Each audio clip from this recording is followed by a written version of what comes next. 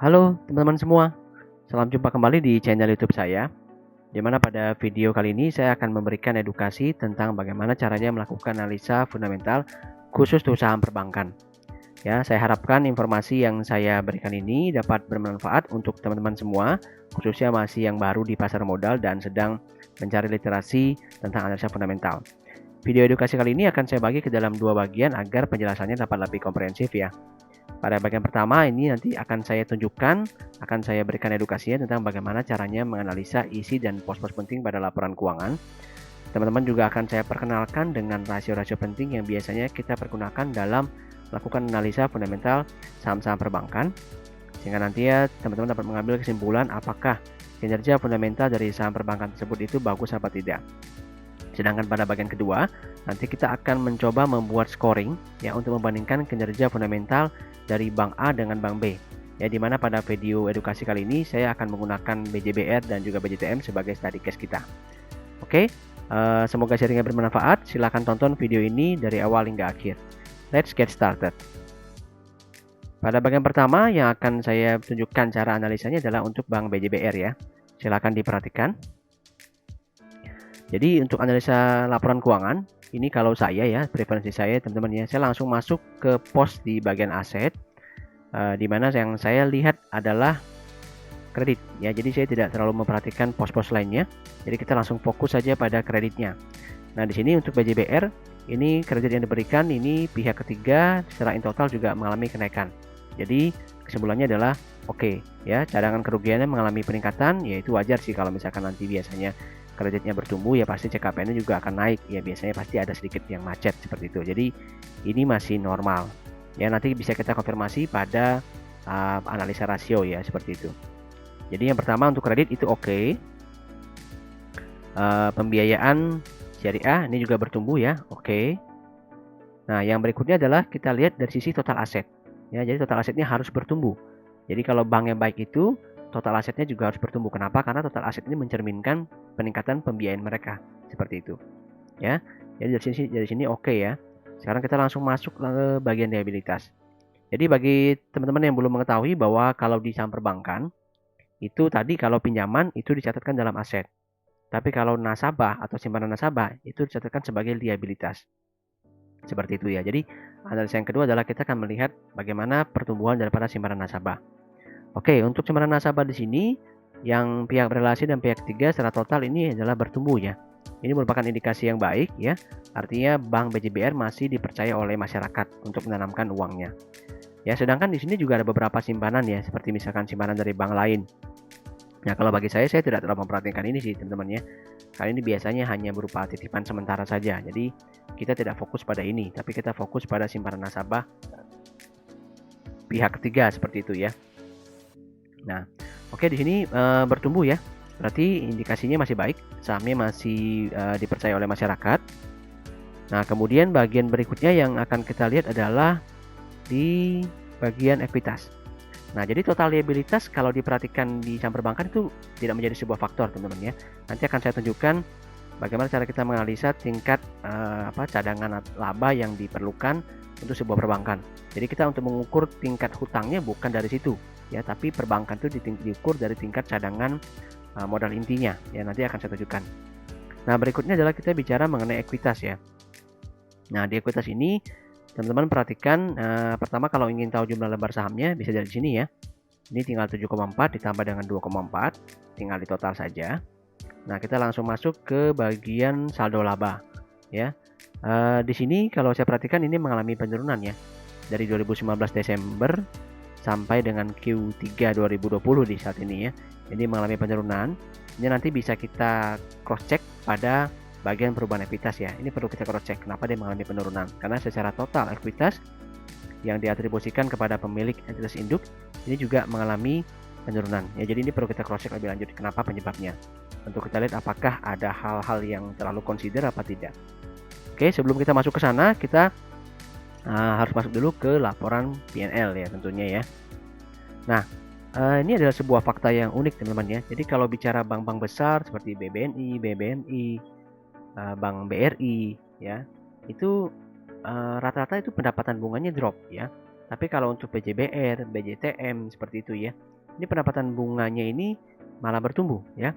Artinya mereka cukup berhasil menyalurkan kreditnya. Jadi pertumbuhan kreditnya tetap meningkat. Ya, ini sebuah fakta yang unik sih ya. Ya, di sini kita perlu perhatikan adalah pendapatan bunganya. Jadi ini di sini bertumbuh ya. Berarti indikasinya baik untuk BJBR. Kemudian yang kedua adalah yang perlu kita perhatikan adalah pendapatan bunga dan syariah netonya. Di sini juga bertumbuh. Artinya secara gross income-nya mereka sudah berhasil meningkatkan revenue ya, which is itu adalah sebuah sinyal yang baik. Nah, di sini saya langsung masuk saja ke bagian beban operasional. Ya, di sini saya hanya sedikit overview saja, karena nanti kita bisa dapatkan rasionya itu pada publikasi koran yang disampaikan oleh bank. Ya, jadi setiap bank itu akan selalu menampilkan rasio-rasio fundamental ataupun perbankan mereka pada publikasi koran. Nah, di situ yang kita gunakan untuk kita lakukan analisa. Jadi kita tidak perlu hitung teman-teman ya, karena itu sudah disajikan langsung. Di sini kita hanya perlu melihat sedikit saja angka-angka pada laporan keuangan sebelum nanti kita masuk ke rasio sebagai konfirmasinya. Di sini memang beban umum terlihat meningkat ya, beban tenaga kerja juga terlihat meningkat. Ya, harusnya sini mungkin pasti ada sedikit peningkatan nih pada rasio BOPO ya, itu di bagian beban operasional seperti itu. Nanti akan saya jelaskan lebih lanjut. Oke, jadi secara overall kita langsung masuk saja ke labanya ya. Labanya ini yang kita gunakan adalah laba tahun berjalan yang dapat diatribusikan kepada pemilik entitas induk. Ya, karena kita sebagai investor retail, kita memiliki hak suara di sini ya, bukan di bagian kepentingan non pengendali. Di sini bertumbuh ya, teman-teman. Jadi secara revenue itu meningkat, meskipun beban meningkat, tetap perusahaan mampu membukukan laba yang lebih tinggi dibandingkan Q3 2019. Di sini adalah 1,2 triliun. Oke. Jadi di sini indikasinya untuk analisa LK daripada Bank BJBR sampai sejauh ini baik. Nah, sekarang kita masuk ke bagian perubahan ekuitas. Oke, jadi di perubahan ekuitas itu modelnya seperti ini nih kurang lebih, teman-teman ya. Saya besarkan dulu. Nah, oke. Kita perhatikan ya di sini. Oke, saya kecilkan sebentar. Nah, di sini kita perhatikan ada pos-pos apa saja. Nah, mungkin bagi teman-teman yang belum mengetahui ya, kalau laporan ekuitas itu biasanya akan berkurang kalau karena dividen. Ya, jadi kalau hanya karena dividen itu sebuah hal yang normal. Dan kalau pada perbankan itu ada namanya yang disebut sebagai cadangan umum. Nah, ini juga biasanya itu dikurangkan tuh saldo laba dimasukkan ke dalam saldo cadangan umum. Itu juga sebuah hal yang normal ya, sebenarnya hanya pindah pos saja. Kalau dividen itu benar-benar dikurangkan. Nah, kita lihat di sini ya. Di bagian yang ada minus-minusnya nih, teman-teman ya. Di sini kalau kita perhatikan ini hanya pindah pos aja ya kan, dari 1,9 triliun pindah ke sini, yaitu berarti tidak ada suatu masalah yang berarti. Di sini ada angka 879, ini juga pindah pos saja nih, ya kan? Jadi ini kalau kita lihat di sini adalah cadangan khusus ya. Nah, ini normal sih untuk perbankan, ada cadangan umum sama cadangan khusus ya. Jadi dia memang diperuntukkan seperti itu. Dan memang dari penerapan nih kalau teman perhatikan ya, penerapan PSAK 71 di sini juga ada penambahan beban sih kepada perbankan ya. Karena aturan PSAK 71 itu memang mengharuskan tingkat CKPN yang lebih besar dibandingkan sebelumnya gitu ya. Jadi kalau di sini memang BJBR termasuk yang mengalami kerugian ya. Karena saldo labanya itu yang ditahan itu harus dikurangi untuk menambah cadangan CKPN-nya seperti itu ya. Jadi di sini memang kalau kita lihat ini turun karena aturan tersebut, teman-teman ya. Jadi ini turun karena PSAK 71. Jadi secara overall saya bisa simpulkan penurunan daripada ekuitas BJBR ini bukan karena suatu hal yang sangat fundamental ya, tapi memang lebih kepada aturan dan juga lebih kepada pembayaran dividen. Sisanya hanyalah reklas aja ya. Jadi sampai dengan sejauh ini itu oke untuk isi laporan keuangan daripada BJBR. Nah, sekarang kita masuk ke laporan arus kas.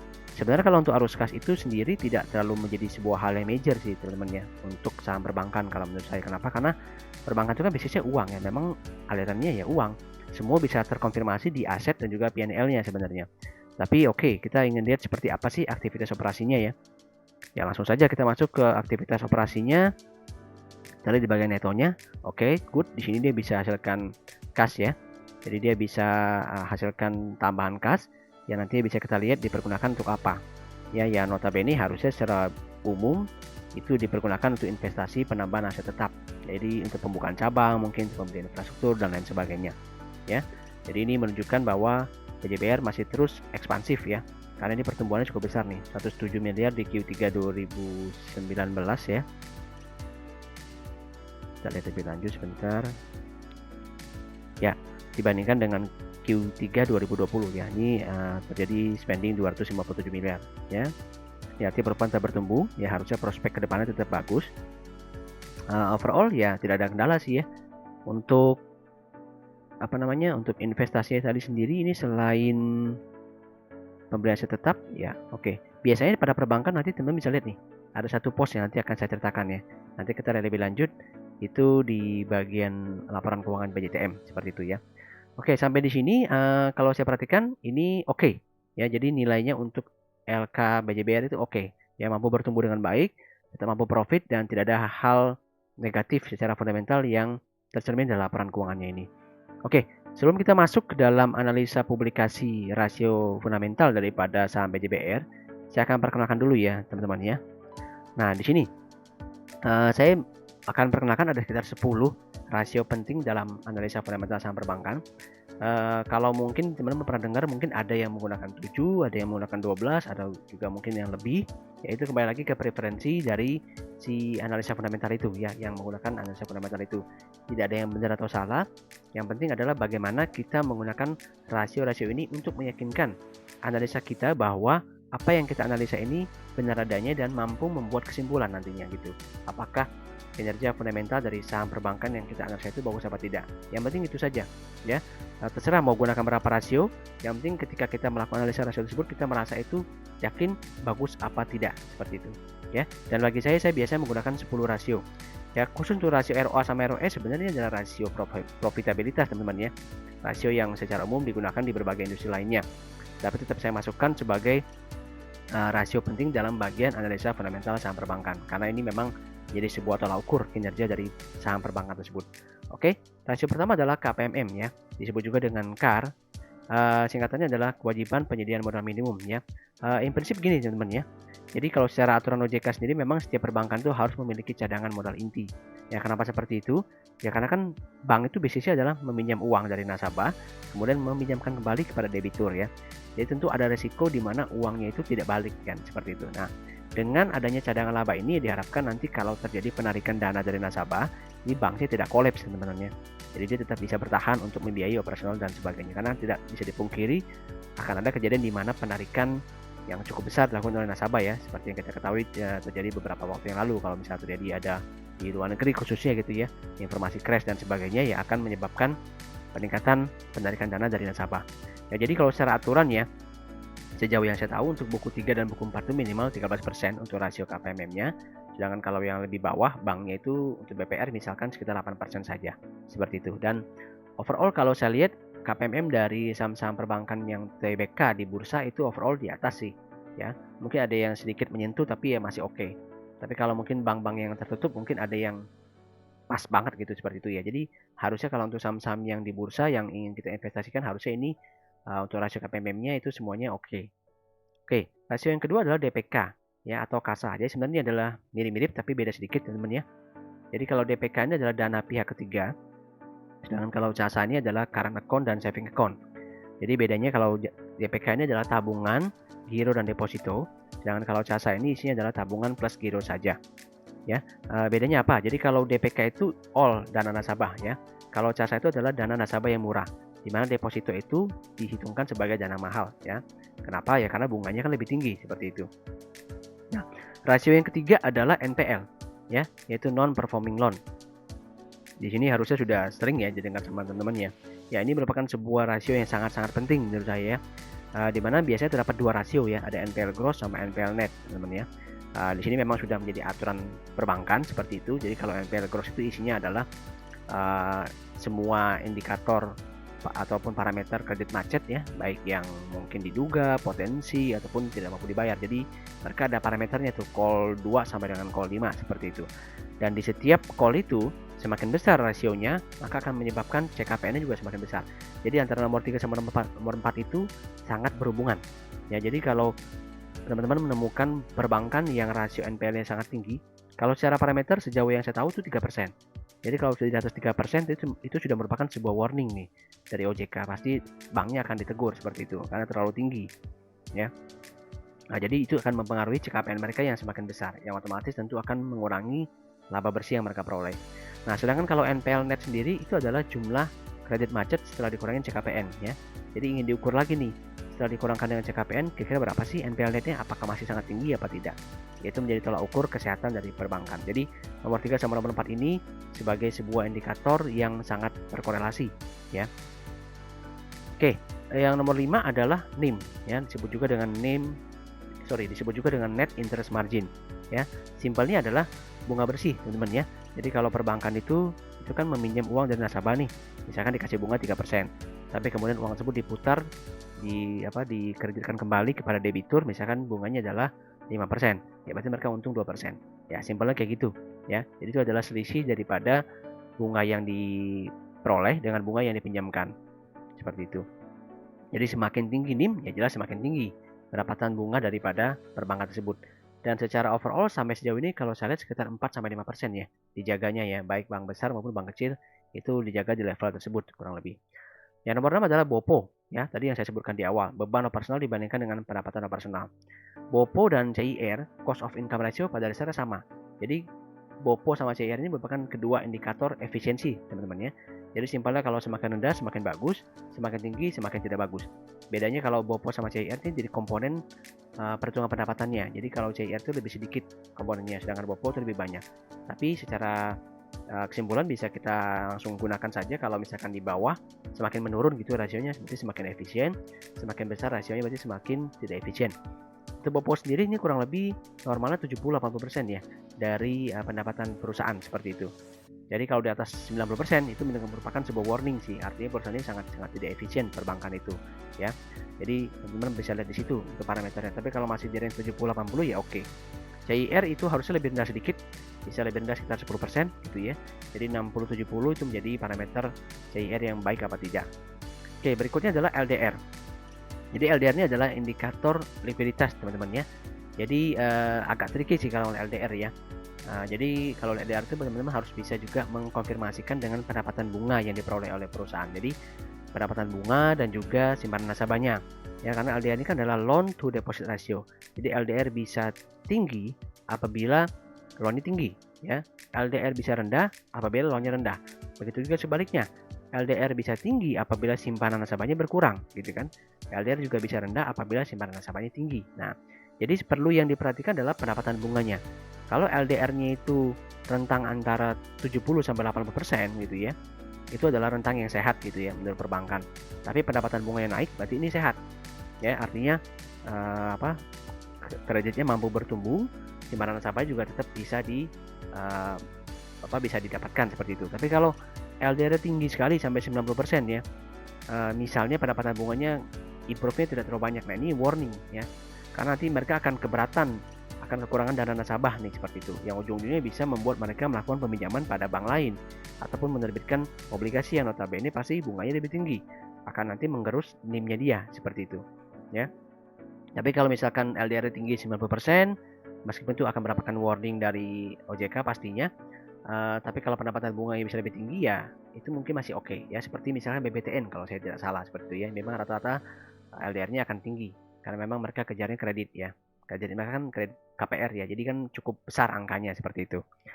Oke, berikutnya adalah kita masuk ke ROA sama ROE ya. Jadi ini kenapa indikator ini penting ya. Yang pertama adalah ROA. Karena ROA ini digunakan untuk mengukur pinjaman kan. Jadi aset dari para perbankan itu tercatat dalam pinjamannya. Jadi kalau perbankan melakukan peminjaman, memberikan kredit kepada nasabah, para debitur ya, itu akan dicatatkan dalam aset. Jadi yang ingin diukur dari faktor ROA adalah bagaimana laba bersih yang dihasilkan oleh perbankan itu indikatornya terhadap jumlah kredit yang diberikan tuh bertumbuh apa tidak. Nah, jadi poinnya itu aja sih, bertumbuh atau tidak gitu ya. Jadi kalau ROA-nya naik ya berarti bertumbuh. Itu merupakan sebuah indikator yang baik. Kemudian yang kedua adalah ROE. Ya, return on equity. Ya, ini menurut saya juga sangat penting seperti itu ya, untuk mengukur bagaimana pertumbuhan laba bersih dari perbankan tersebut dengan modal intinya atau ekuitasnya. Seperti itu ya. Karena rata-rata ROE itu digunakan sebagai yield perbanding teman-teman ya. Jadi ini kayak bunga bank. Jadi kalau kita investasi, kalau ROE makin tinggi ya berarti semakin bagus. Misalkan teman-teman dapat nih saham perbankan yang kasih ROE 10% ya. Berarti teman-teman akan lebih untung investasikan uang di saham perbankan tersebut dibandingkan dengan deposito ataupun tabungan biasa malah ya, karena itu jelas lebih tinggi seperti itu. Jadi kalau ROE kalau saya perhatikan ya, saham-saham di Indonesia perbankan itu cukup baik ya. Ada yang 8%, mostly 8 sampai 15%. Saham-saham perbankan besar itu biasanya di atas 12%. Makanya itu sudah sangat baik ya, asalkan mampu dipertahankan dengan stabil. Untuk BJBR sama BCTM sendiri juga sangat baik ROE-nya ya. Memang secara overall itu lebih tinggi dibandingkan Big Bank. Memang kalau bank-bank kecil sepertinya sih memang memiliki ruang gerak yang lebih baik dibandingkan bank besar. Oke, bahasa penjelasannya cukup jelas ya. Kita langsung saja masuk ke analisa publikasi koran untuk rasio keuangan Bank BJBR. Nah, teman-teman bisa lihat di sini ya. Di sini publikasinya bisa teman-teman dapatkan pada keterbukaan informasi di bursa, di website bursa seperti itu ya. Jadi tinggal dibaca saja. Nah, di sini bagiannya ya, saya zoom in dulu. Oke, di sini saya perhatikan. Nah, di sini ya, di bagian laporan rasio keuangan untuk BJBR seperti itu. Nah, untuk KPMM sendiri ini di 16,59%. Jadi ini normal ya, atau memenuhi syarat, jadi tidak ada masalah untuk itu. Jadi kalau bicara perbankan teman-teman ya, kalau untuk lihat hutangnya jangan dari DER ya, meskipun DER tetap perlu kita perhatikan sih. Jadi maksimal DER itu antara 5 sampai 7 kali kalau perbankan. Kalau saya tidak salah saat ini BBNI yang paling tinggi ya, di 7 kalian ya, tetap tidak boleh terlalu besar. Tapi 5 sampai 7 kali itu oke. Ya, artinya 500 sampai 700% dari ekuitas. Tapi yang paling penting adalah KPMM-nya. Ya, KPMM-nya ini harus di atas standar minimum seperti itu. Ya, di sini BJBR lolos seperti ya. Kemudian CKPN nih, sekarang kita langsung nomor yang 4 seperti itu ya. Itu 1,44%, artinya naik sedikit ya. Tadi udah kelihatan ya di laporan asetnya dan juga di bagian labanya itu memang mengalami kenaikan. Jadi memang tingkat penyaluran kredit mereka mungkin naik, tapi tentu ada yang macet ya. Apalagi di kondisi seperti sekarang pasti ada saja yang macet seperti itu. Nah, NPL gross mereka yang hebatnya adalah dan juga NPL net yang mengalami penurunan ya. Jadi CKPN sendiri teman-teman ya, tidak hanya didasarkan dari kredit macet ya, tapi juga ada beberapa unsur akuntansi lain ya di sini. Jadi kalau saya boleh simpulkan, CKPN daripada Bank BJBR ya, meskipun mengalami kenaikan itu bukan sebuah indikator atau indikasi yang buruk ya, karena NPL mereka justru dapat mereka tekan ya. Ini sangat baik sekali di bawah 3% ya, sehingga memang wajar kalau NPL itu biasanya kecil, itu pasti banknya tetap bisa menghasilkan laba teman-teman ya. Itu biasanya korelasinya seperti itu. Oke, berikutnya ROA turun tipis tapi ROE naik tipis ya. Ya memang bisa seperti itu. Jadi overall dari sini saya lihat tidak ada masalah ya. Jadi kalau cara rasionya itu baik-baik saja untuk BJBR seperti itu. Kecuali kalau ROE-nya turun ke level 10% atau ROE-nya turun drastis ya. Turun lebih dari 50%. Itu baru ada something wrong. Tapi kalau misalkan seperti ini ya oke. Nah, NIM-nya ya. Di sini terlihat sih memang untuk NIM-nya ini mengalami penurunan ya, wajar. Jadi kalau kita perhatikan teman-teman ya, di bagian laporan keuangan BJBR nih, coba saya tunjukkan sedikit. Ini terlihat sih di apa yang menyebabkan dananya bertambah ya, simpanan nasabahnya. Nah, di sini teman-teman ya, ini perhatikan, ini depositonya meningkat. Nah, jadi kan tadi jadi ketahui ya, kalau depositonya meningkat itu akan menurunkan NIM. Kenapa? Karena deposito merupakan dana mahal seperti itu ya. Jadi ya, ini terkonfirmasi nih di rasio keuangannya seperti itu. Jadi memang NIM-nya mengalami penurunan. Tapi kita lihat lagi seperti apa impact-nya. Jadi kalau dia bisa peroleh dana deposito dengan bunga lebih tinggi, tapi kalau dia bisa salurkan lebih banyak, ya it's okay ya. Karena quantity akan meningkatkan revenue seperti itu, dan terbukti ini revenue-nya naik, pendapatan bunga bersih juga naik. Jadi nggak ada masalah di situ ya. Nah, kemudian berikutnya adalah BOPO nih, tadi kita lihat ya. Ini BOPO-nya juga mengalami peningkatan tadi, tapi tipis saja ya, karena memang sumbangsi dari biaya tenaga kerja tadi ya. Kemudian cost income ratio tadi kan level 60-70% masih oke, fine-fine saja meskipun mengalami peningkatan. Kemudian di LDR sendiri nih level 70-80% ya, mampu dijaga pada rentang yang baik. Berarti manajemen antara jumlah kredit yang disalurkan kepada debitur dengan jumlah simpanan itu dapat mereka manage dengan baik. Oke, jadi dari sisi analisa rasio untuk BJBR ini oke ya. Nanti pada video bagian kedua, nanti saya akan rekap ya angka-angka ini, angka-angka pada laporan keuangan, untuk nanti kita bikin scoring dan kita bandingkan dengan BJTM. Ya, namun sebelum sampai situ, kita akan lihat dulu analisa praktek yang kedua, yaitu analisa laporan keuangan daripada BJTM. Oke, caranya sama teman-teman ya. Jadi ini merupakan preferensi saya akan langsung masuk ke bagian pinjaman ataupun kredit. Jadi kadang-kadang kata-katanya agak beda-beda ya. Ya tinggal dilihat aja sih, ada yang ngomongnya kredit, ada yang ngomongnya pinjaman. Ini cuman agak sedikit sayang sih, ini scanan laporan keuangan daripada BJTM ini agak buram ya, tapi is okay lah. Di bagian kredit ini kita bisa lihat lebih lanjut bahwa ini tetap mengalami peningkatan. Jadi oke, nggak ada masalah ya, sama seperti BJBR. Kemudian kita langsung masuk ke total aset. Oke, improve ya, dari 76 ke 82 triliun, ini oke.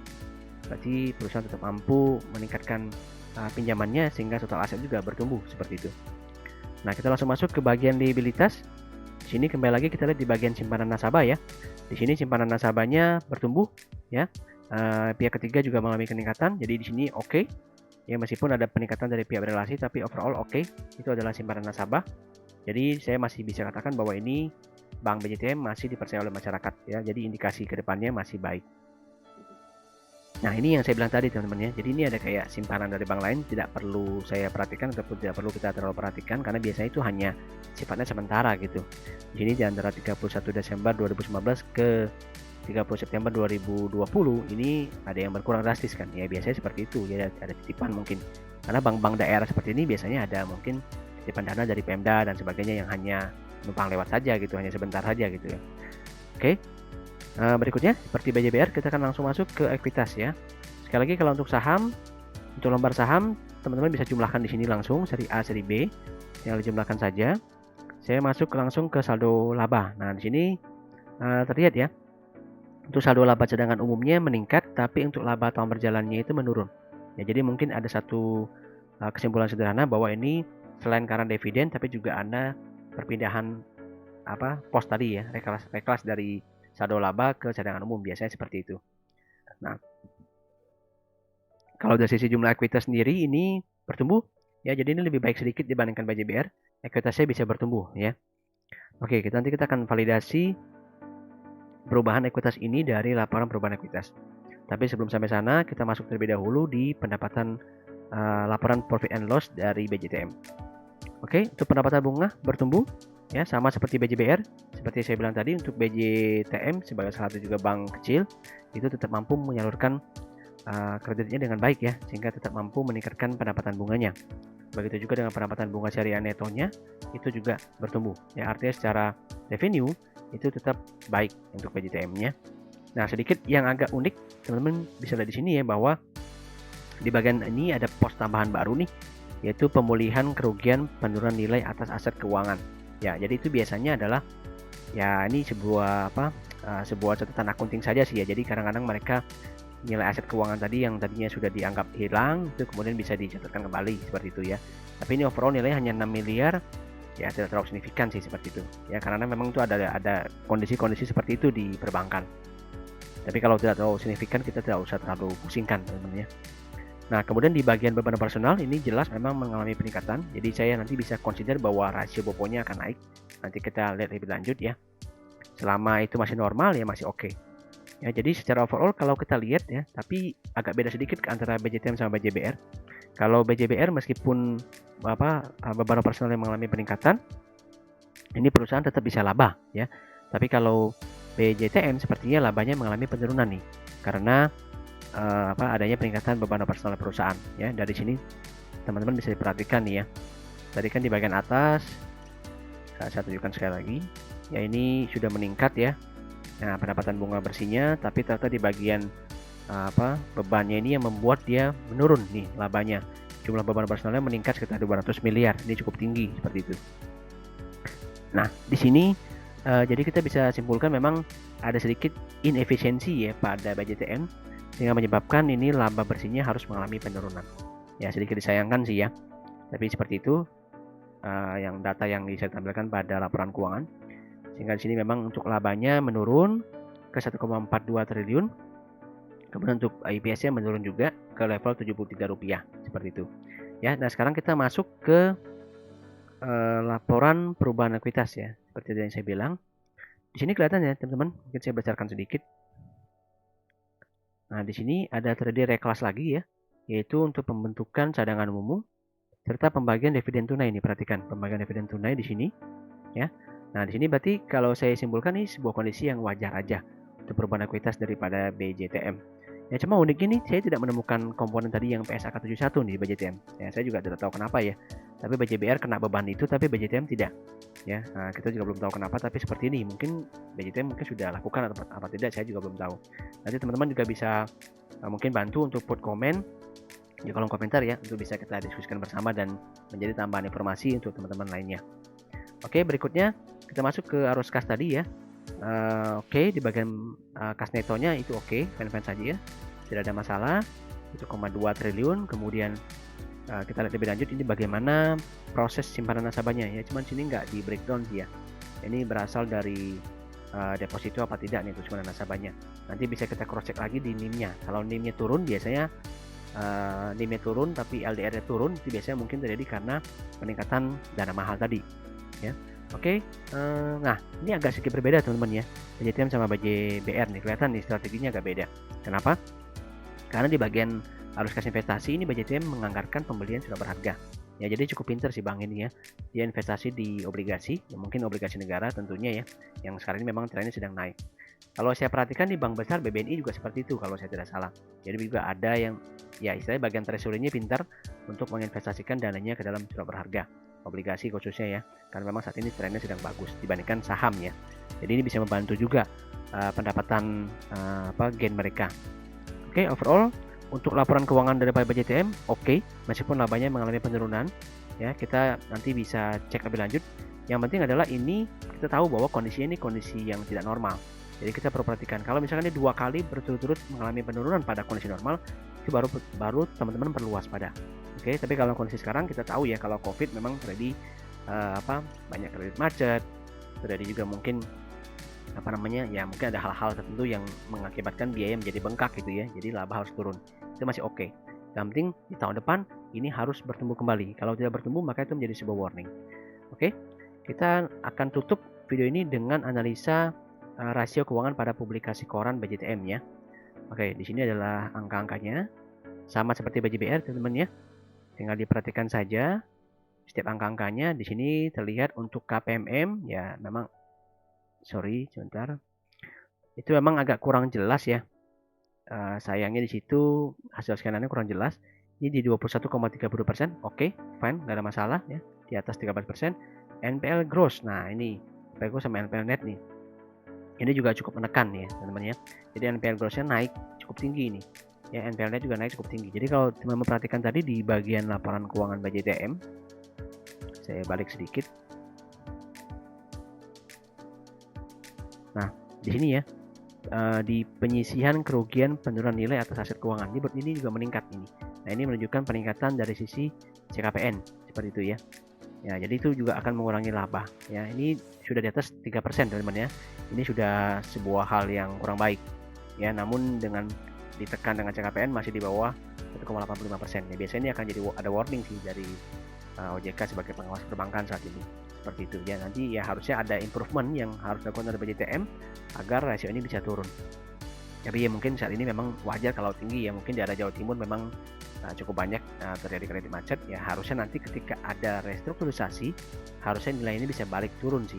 Ini adalah menjadi sebuah kesempatan bagi saham-saham perbankan nanti untuk membalikkan kinerja mereka.